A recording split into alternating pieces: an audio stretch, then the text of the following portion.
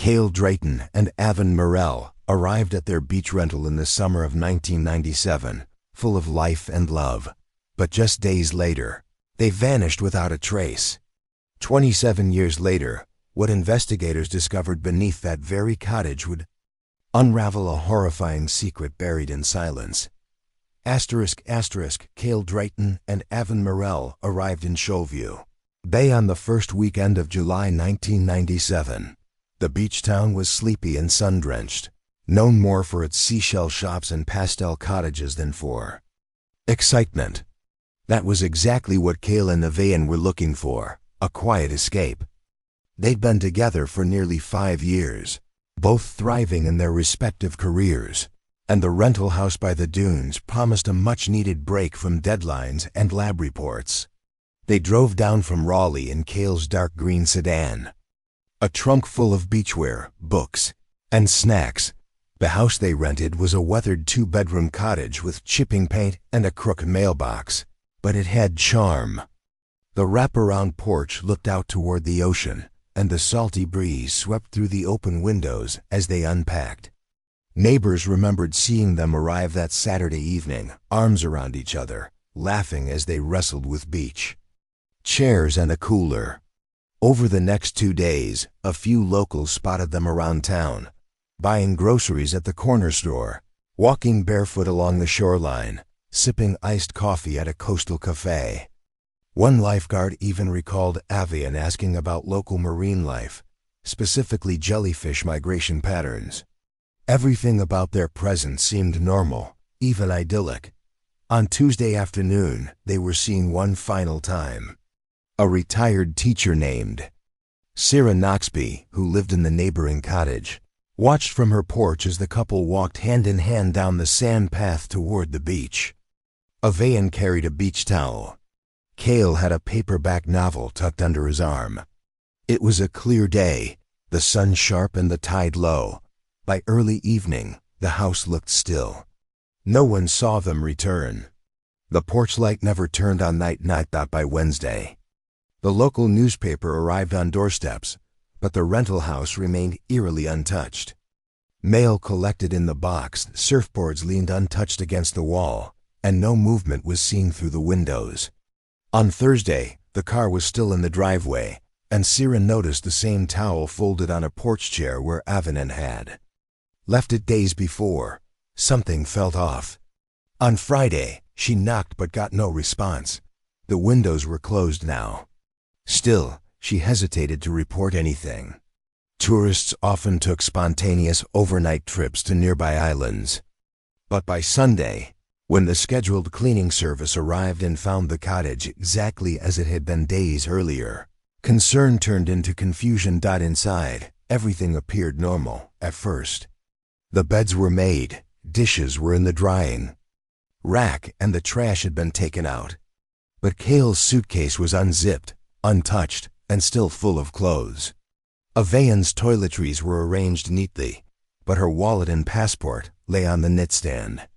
In the kitchen drawer, 2 sets of keys were still there. The cleaner called the property manager, who then contacted local authorities.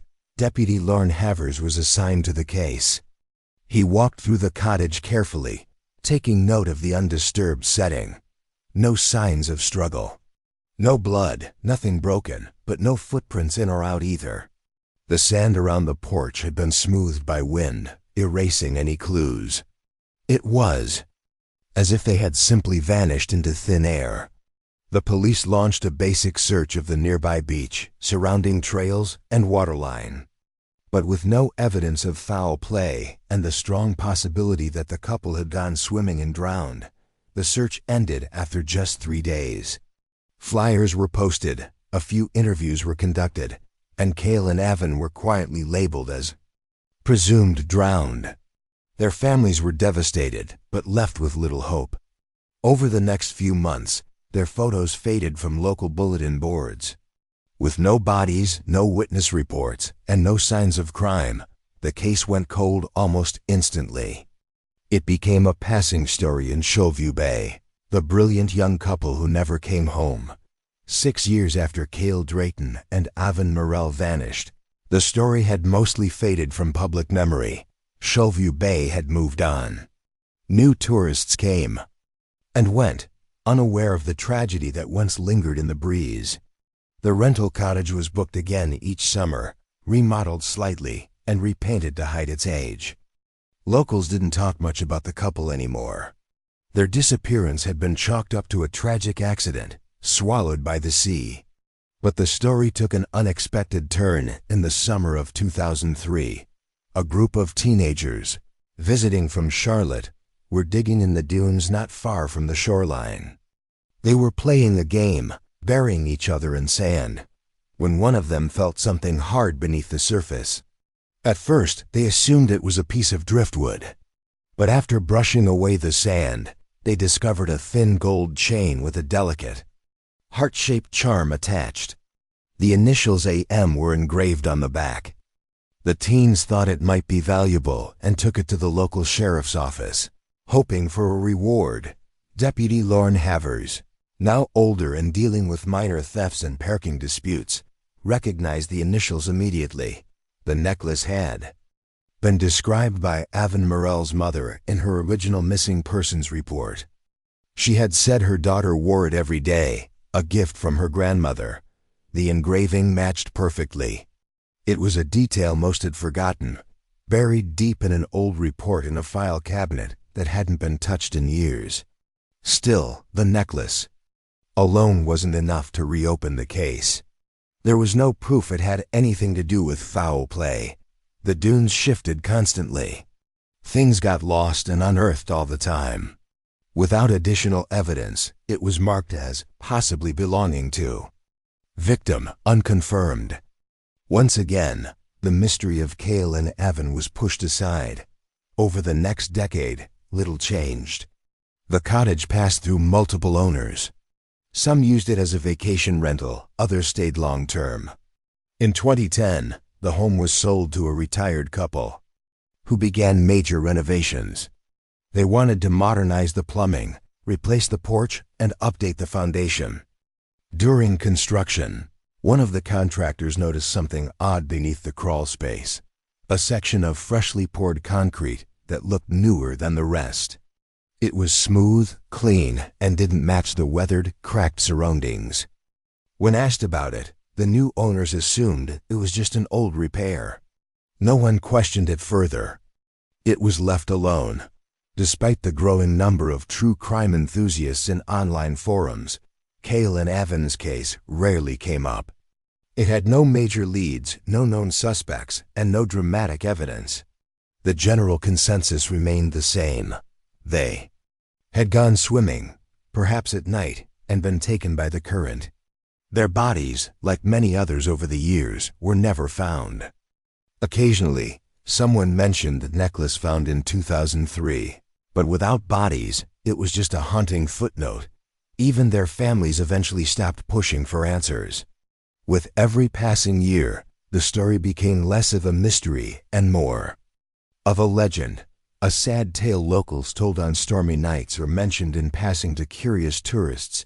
That the area where the necklace was found became overgrown by seagrass, the beach eroding bit by bit.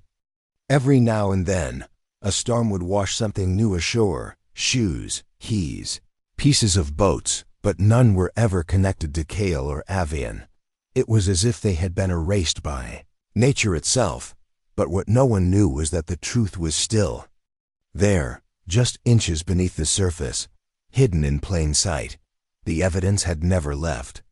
It waited quietly beneath the cottage floor, behind a wall of silence, waiting for someone to notice what had been overlooked for nearly 3 decades. The illusion of peace in Shellview Bay was only temporary. Something dark had been buried long ago, and time was running out for it to stay hidden. By the spring of 2024, the Cold Case Division in North Carolina had begun re-evaluating unsolved disappearances, one file at a time. When Detective Freya Kinkle opened the manila folder labeled Drayton and Mirell, Shellview Bay, 1997, something about it stopped her. The report was thin. A few witness statements, a missing persons form, and 2 faded photographs. The official cause was presumed drowning, but no bodies, no physical evidence, and no definitive proof of that theory had ever been found. Freya, known for her methodical approach and quiet obsession with cases that had gone stale, flagged it immediately. Freya's first step was simple. She made a timeline. What happened before the couple vanished? Who saw them last? What did they leave behind? The more she dug, the more unsettled she felt. The rental cottage was never searched with cadaver dogs. No forensic analysis had been done. The necklace found in 2003 was dismissed without context. And the most disturbing detail: 2 passports in a packed suitcase had been left untouched. That alone shattered the drowning theory. No one goes for a swim and forgets their identification and luggage. She drove down to Showview Bay and met with Deputy Lorne Havers, who was long retired and living alone. He remembered the case well. In a tired voice, he admitted he had always felt something was wrong but lacked support, experience, and resources back then. He told her about the necklace, about the neighbor, Sarah Noxby, who had reported seeing a strange vehicle the night the couple vanished. Freya noted every detail, even the ones others had overlooked.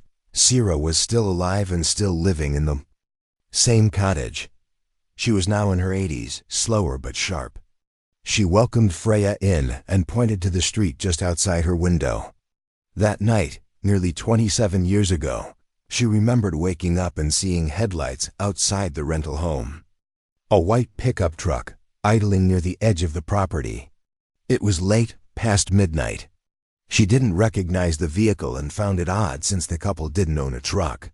She had always wondered if it had something to do with their disappearance, but no one had asked her again after the initial interview. That one detail gave Freya her first break. She began pulling DMV records from 1997 and ran a narrowed search on white pickup trucks registered in the Shellview area at the time. After weeks of cross-referencing names, occupations, and arrest records, one name jumped out: Jace Tormund. He was employed by the local beach maintenance crew in the summer of 1997. His job included early morning trash collection and dune cleanup. What stood out more was his record: arrested in 1996 for breaking into a rental home during the off-season, and caught in 1998 for trespassing on private property. Both charges were minor and never escalated, but they painted a picture of a man with boundary issues and access to properties.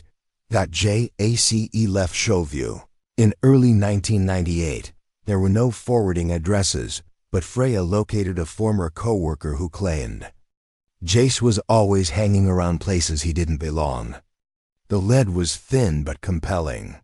Freya requested court orders to dig into Jace's last known addresses, social security activity, and any aliases he may have used. At the same time, she returned to the rental cottage, now owned by a middle-aged couple who had inherited it.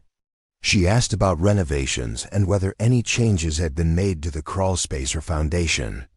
They mentioned the odd cement patch under the house, poured during repairs in 2010. It was newer than the rest, and they assumed it was covering a drainage issue. Freya didn't assume. She made arrangements to bring in ground-penetrating radar equipment. As she walked the perimeter of the house, watching the sea just beyond the dunes, a deep unease settled over her. Something had been missed here, something close. The kind of thing that hides only when no one is looking for it. For the first time in 27 years, someone was. The ground-penetrating radar revealed exactly what Detective Freya Kinkle feared: a void beneath the crawl space, beneath the section of cement that had always looked suspiciously out of place. The equipment showed a rectangular disruption in the soil, roughly 6 feet long and 2 feet wide. It was the size of a grave. With a warrant secured, a team was assembled to excavate the area carefully. The process was slow, the air heavy with anticipation. Reporters were kept at bay, and the property owners were temporarily relocated. Freya stood nearby as the crew broke through the concrete slab, revealing the dirt underneath. It didn't take long to find what had been hidden for decades. Wrapped in weathered plastic tarp and duct tape were two human skeletons. The remains were placed side by side, positioned carefully as if someone had tried to make them fit into a shallow grave. A few feet away from the bodies, investigators found a rusted kitchen knife, its blade still bearing dark stains. One of the surfboards that had been seen leaning against the porch in 1997 was broken in half, buried alongside the bodies. The discovery sent a shockwave through the small coastal town. Forensics confirmed what Freya already suspected. The remains belonged to Kael Drayton and Aven Mirell. Dental records and fragments of personal items. A ring still on Aven's finger. Kael's glasses confirmed their identities. After nearly 3 decades, the couple's fate was no longer a mystery. They hadn't been swept out to sea. They had never left that beach rental. But it was what came next that pushed the case into darker territory. Crime scene investigators recovered a partial fingerprint on the underside of the broken surfboard. It had been preserved under the tarp and shielded from the elements. When run through the national database, it matched a known individual, Jace Tormund. His prints were on file due to his past criminal charges. It was the breakthrough Freya needed. Armed with this new evidence, Freya intensified the search for Jace. Public records showed he had legally changed his name in 2001 under a new identity. He had moved across several states, always keeping a low profile, never staying in one place for more than a few years. He had never married, never stayed employed long, and avoided large cities. He lived like a ghost. Eventually, a tip from an anonymous caller in Oregon led Freya to a remote property in the mountains. The cabin was rundown, surrounded by thick trees, and no nearby neighbors. When law enforcement arrived, Jace was caught off guard. He didn't resist. Inside the cabin, investigators found disturbing journals filled with chaotic writing, fragmented thoughts, guilt-laced entries, and descriptions that matched the timeline of Kael and Aven's disappearance. In one entry, he described the night in July 1997 when things went too far, and he had to make sure they stayed quiet. He claimed he had been watching them for days, drawn by their youth and energy. He said he approached the cottage that night out of impulse and panicked when Kael saw him lurking near the porch. The confrontation turned violent. He attacked Kael with a knife from their own kitchen. Aven tried to run, but he pulled her back and struck her with the surfboard, breaking it in the process. The details were brutal. He described moving the bodies beneath the house, digging in silence, covering his tracks with cement. In 2025, Jace Tormund, now in his 60s, was arrested and charged with 2 counts of first-degree murder. He confessed under questioning, not with remorse, but with exhaustion. His story unraveled slowly, piece by piece, revealing a mind that had hidden in plain sight for nearly 30 years. Shelview Bay watched in shock as the trial began. The man they never noticed had been the monster behind their only unsolved case. The beach, once known for its peace and stillness, now carried the weight of a secret finally unearthed. The house stood as a reminder of everything left buried too long. News of the arrest spread quickly. For the residents of Shelview Bay, it felt like time had cracked open. The mysterious disappearance of Kael Drayton and Aven Mirell, long dismissed as a tragic accident, had turned out to be something far more horrifying. The picturesque beach town, once proud of its quiet charm, was now the center of national attention. Reporters lined the streets, and strangers came to stand in front of the rental cottage, staring silently at the house that had hidden 2 bodies for 27 years. The trial began in late March 2025. Jace Tormund, pale and sunken from decades of self-imposed isolation, sat silently in the courtroom. He had waived his right to a jury trial, opting for a bench trial instead. The evidence against him was overwhelming. The recovered fingerprint, the journals, the confirmed identities of the victims, and the matching timeline all pointed in one direction. But it was the confession that sealed the case. In chilling detail, Jace admitted to stalking Kael and Aven for several days, watching them from the dunes and returning to the cottage multiple times at night. He spoke of an obsession that had built slowly, fed by jealousy, loneliness, and delusion. His journals painted a picture of a man disconnected from reality, believing that the couple had mocked him, rejected his presence, and ultimately provoked their fate. Psychological evaluations labeled him as unstable but competent. He wasn't insane, just deeply disturbed. His defense team attempted to argue diminished responsibility due to mental illness, but the judge was unconvinced. The killings were premeditated, the burial carefully planned, and the years spent hiding his identity proved a clear understanding of guilt. Family members of Kael and Aven attended the hearings, many of them seeing the courtroom for the first time.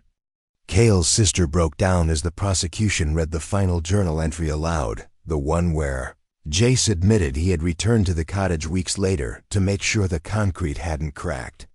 He had continued to watch the house from afar. For months, paranoid that someone would discover what he had done.